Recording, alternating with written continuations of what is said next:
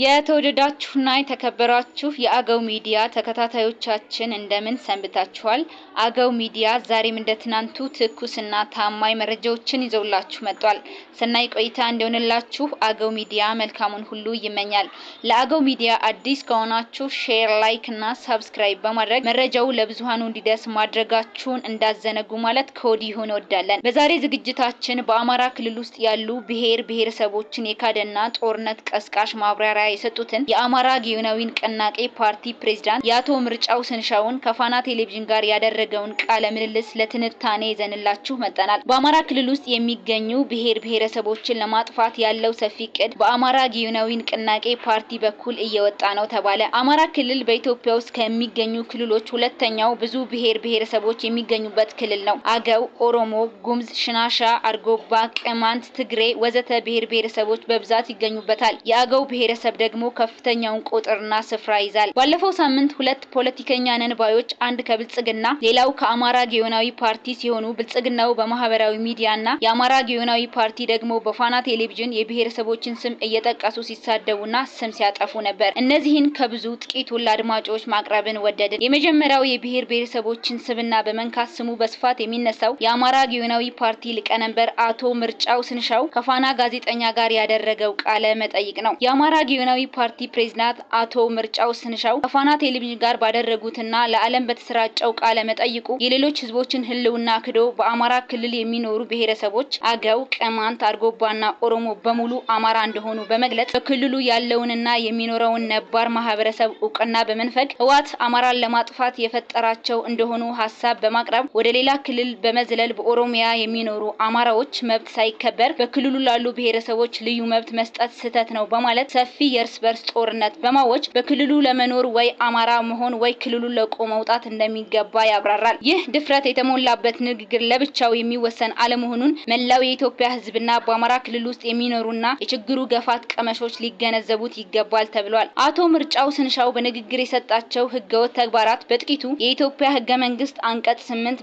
ብሔረሰቦች ሉዓላዊነት፣ አንቀጽ 39 ራስን የማስተዳደር መብትና አንቀጽ 32 የመዘዋወርና የመኖር መብት የሚጠቀሱ ናቸው። የአማራ ክልል ህገ መንግስት አንቀጽ 2 በክልል ውስጥ የሚኖሩ ብሔረሰቦች አገው፣ ቅማንት፣ አርጎባና ኦሮሞ ማንነት በግልጽ እውቅና ይሰጣል። አቶ ምርጫው እነዚህን ብሔረሰቦች አማራ ናቸው በማለት መካዳቸው ዜጎችን የማንነት መብት የሚጥስና ህገ መንግስታዊ እውቅናን የሚቃረን ነው። በተጨማሪም አንቀጽ 5 የብሔረሰቦችን ራስን በራስ የማስተዳደር መብት የሚደነግግ ቢሆንም የእርሳቸው ንግግር ይህንን መብት የሚገፋ ነው። የአማራ ጊዮናዊ ፓርቲ ሊቀመንበር ንግግር የኢትዮጵያ ምርጫ ቦርድ መመሪያ ቁጥር 3/2011 አንቀጽ 82 በቅንፍ 2 የሌሎችን ብሔረሰቦች ህልውና መካድና አርቲፊሻል ናቸው ማለት የሰዎችን ሰብአዊ ክብር የሚነካና ጥላቻን የሚቀሰቅስ ነው የሚለውን ወንጀል ፈጽመዋል። በተጨማሪም አማራ ካልሆናችሁ ውጡ የሚለው ቀስቀሳ ግጭትን የሚጋብዝ ብሔርን መሰረት ያደረገ ማግለልና አድሎ በመሆኑ በኢትዮጵያ ምርጫ አዋጅ 1162/2011 አንቀጽ 82 በቅንፍ 1 እና 5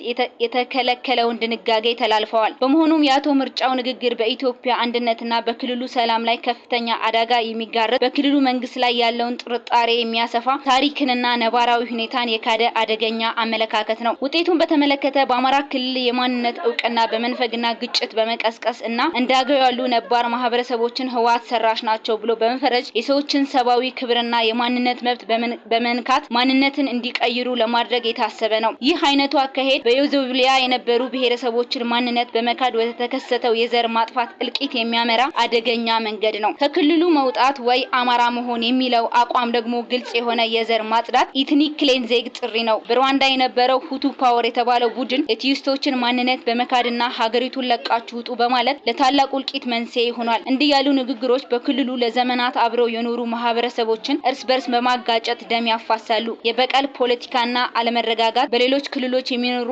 አማራዎችን መብት ከክልሉ ብሔረሰቦች መብት ጋራ በማያያዝ የንጹሃን ዜጎችን የመያዣ ፖለቲካ ሰለባ ያደርጋል። ይችላል። ይህ የክልሉ ህገ መንግስታዊ ስርዓት በማፍረስ ወደ ማያልቅ የእርስ በርስ ጦርነት መበታተል ሊያመራ ይችላል። በአጠቃላይ ይህ ንግግር ብዙሃንን እንደ ጸጋ ከማየት ይልቅ እንደ ስጋት የሚቆጠር በመሆኑ ለክልሉ ብቻ ሳይሆን ለኢትዮጵያ ህልውና ታላቅ አደጋ በመሆኑ ምርጫ ቦርድ የአማራ ክልል መንግስትና የፌዴራል መንግስት በአስቸኳይ እርምጃ የማይወስዱ ከሆነ ለግለሰቡ ተልዕኮ የሰጠው የመንግስት አካል መሆን አለበት የሚሉ አካላት አሉ። በተያያዘ መረጃ በአማራ ክልል በአገው አዊ ብሔረሰብ ዞን የብልጽግና አመራሮች የአገው ህዝብን ስብዕና፣ ታሪክ፣ ባህልና ወግ የሚያንቋሽሹ የዞንና የወረዳ አመራሮች መኖራቸውን የብሔረሰቡ ዞን ተወላጆች በስፋት ይገልጻሉ። ከሃይማኖት አባት እስከ አመራር ያሉ ግለሰቦች የአገውን ክብርና ማንነት የሚነኩ ስድቦችን ሲሰነዝሩ መስማት የተለመደ ሆኗል። ለዚህም የብሔረሰቡ ምክር ቤትና የዞኑ አስተዳዳሪ ኃላፊነት መውሰድ አለባቸው ተብሏል። ለአብነት በአገው አዊ ብሔረሰብ ዞን የአንድ መምሪያ ኃላፊ የሆኑት አቶ ዘለቀ ከፋለ አገው መንደርተኛ ነው ብለው በአደባባይ ሲሳደቡ የሚመለከተው አካል በዝምታ